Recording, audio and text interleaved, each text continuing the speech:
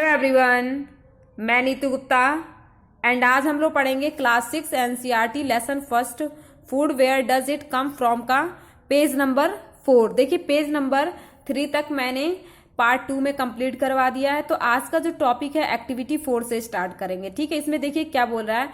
From all the food item you have listed in table 1.3 choose those item whose ingredient are obtained from plant, which part of a plant, identify these and list the food item and plant part as shown in table 1.4।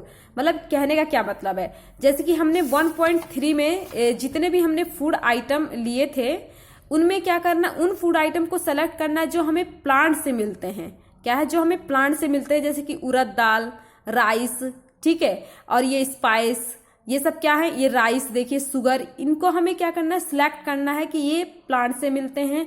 और ये भी हमें उसमें बताना है कि वो plant के कौन से पार्ट से मिलते हैं, कि फ्रूट से मिलते हैं, कि सीड से मिलते हैं, कि फ्लावर से मिलते हैं। ठीक है, तो हमें इस एक्टिविटी 4 में यही बताया गया। तो देखिए एक्टिविटी 4 में यहाँ देखिए जैसे कि हमने ये था, ये ब्रिंजल करी बनाना था। तो ब्रिंजल में जो ब्रिंजल होता है वो प्लांट से ही मिलता है। वो ब्रिंजल जो होता है प्लांट का कौन सा पार्ट होता है, फ्रूट पार्ट होता है। चिलिया स्पाइस ये क्या होता है, फ्रूट पार्ट होता है। ये जो ग्राउंड नट मस्टर्ड ये क्या होता है, सीड, ये सीड पार्ट होता है। ठीक है, तो एक्टिविटी 4 में हमें यही करना है। अब एक्टिविटी 5 देखिए इसमें क्या कह रहा है। Take some dry seed of moong और chana. Take some dry seed of moong और चना का मतलब कुछ, मतलब आप सूखे क्या लीजिए, बीज लीजिए, चाहे वो मूंग ले लीजिए, चना ले लीजिए। ठीक है, Put a small quantity of seed in a container filled with the water and leave this aside for a day। मतलब अब क्या करना है, जितना आपने मतलब कि सीड ले, चाहे आप मूंग ली है या फिर चना लिए हैं, उसको आपको एक बर्तन में रखना है और उसे पानी से भर देना है। क्या है, पानी से भर देना है और एक दिन तक उसे आपको छोड़ देना है। Next day drain the water completely and leave the seed in the vessel. अब आपके अगले दिन क्या करना है, आपको उसमें से पानी सारा निकाल देना है। क्या करना है, निकाल देना है, और जो आपका सीड है उसको आप बर्तन में ही रहने दीजिए। Wrap them with a piece of wet cloth set aside. अब उसे क्या करिए, जैसे कि आपने पानी तो निकाल दिया, जो आपका सीड है ना उसको आप मतलब किसी गीले कपड़े में लपेट कर रख दीजिए। The following day do you observe any change in the seed. मतलब आप उसको गीले कपड़े में रखने के बाद कुछ देर बाद या फिर कुछ दिनों बाद देखेंगे उसमें कुछ चेंज होता है। वो चेंज क्या होता है कि जो आपका सीड है उसपे से थोड़े थोड़े व्हाइट से कुछ निकले दिखते हैं, धागे से दिखते हैं। तो उसे हम क्या कहेंगे, ये स्मॉल व्हाइट स्ट्रक्चर में have grow out of the seed. Seed से आपका व्हाइट स्ट्रक्चर बाहर आता है।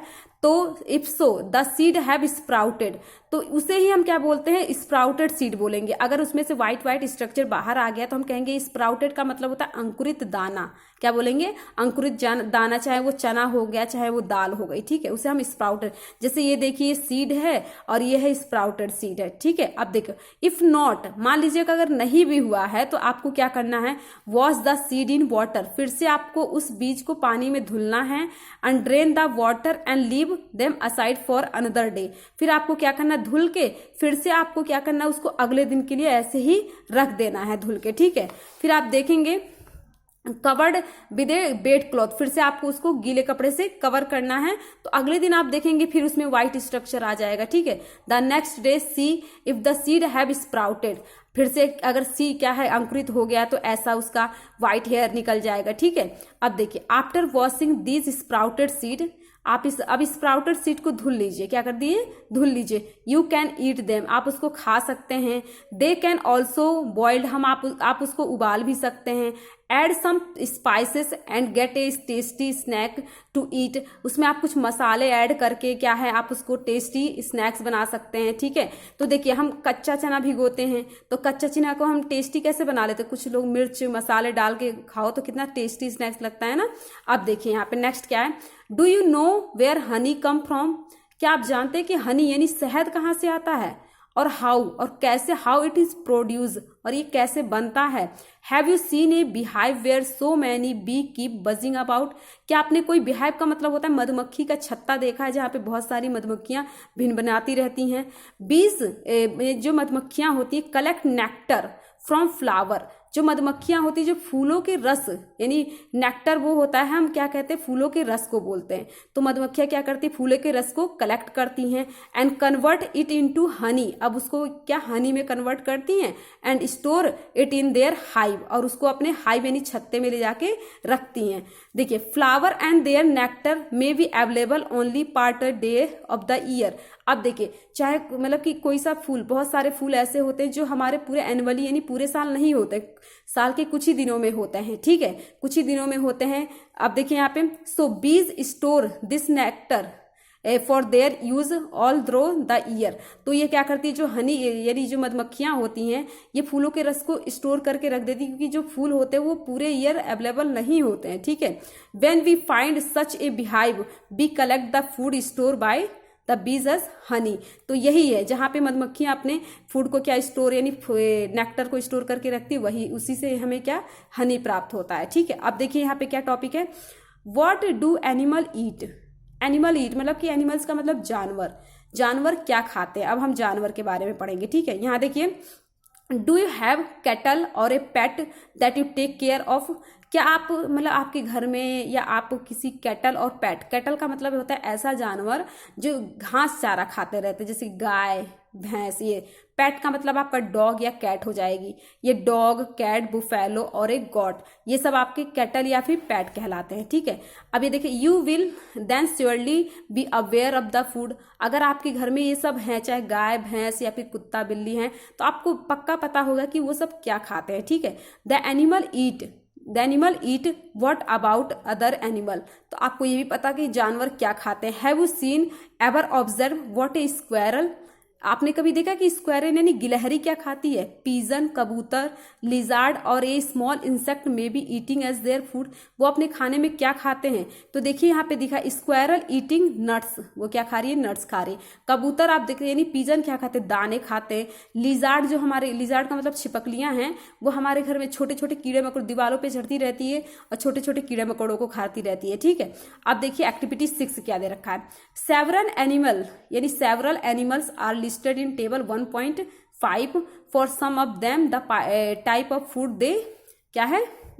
यहाँ देखिए ये 1.5 टेबल है, इसमें एनिमल एंड देयर फूड है, कुछ एनिमल है और उनके फूड लिखे हैं, जैसे कि बफेलो, बफेलो मीन है भैंस, भैंस क्या खाती है, ग्रास, ऑयल केक, हे, ग्रेन्स, घास, खली, भूसा, अनाज, ये क्या खाती है, हमारे भैंस खाती है। कैट स्मॉल एनिमल्स, जैसे कि स्मॉल एनिमल्स का मतलब जानते हैं ना कि बिल्ली चूहे को खा जाती है। बर्ड्स मिल्क, के बिल्लियां दूध भी पी लेती हैं। रैट क्या खाता है, ग्रेन्स, घर के अनाज भी खा लेते हैं। इंसेक्ट, छोटे कीड़े मकोड़े खा लेते हैं। ड्राई फ्रूट, ड्राई फ्रूट का मतलब है जैसे कहीं पे आप देखते हैं आपका बादाम रखा है या फिर काजू रखा है तो उसको भी चूहे कुतर कुतर के खा जाते हैं। लॉयन क्या खाता है, लॉयन तो सिर्फ एनिमल्स खाते हैं, क्या खाते हैं, एनिमल्स खाते हैं। टाइगर भी एनिमल्स खाता है। स्पाइडर क्या खाता है, इंसेक्ट, स्पाइडर यानी मकड़ियाँ क्या खाती है, छोटे छोटे इंसेक्ट खाते हैं। हाउस लिजार्ड का मतलब होता है घर में रहने वाली छिपकली भी इंसेक्ट। काऊ, ग्रास, ऑयल केक, जो मतलब गाय जो है, जो भैंस खाती है वही क्या गाय भी खाती है, ठीक है।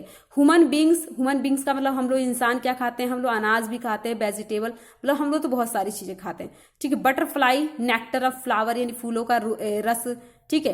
क्रो क्या खाता है, इंसेक्ट, स्मॉल एनिमल्स, इंसेक्ट यानी छोटे छोटे कीड़े मकोड़े, छोटे छोटे जानवरों को।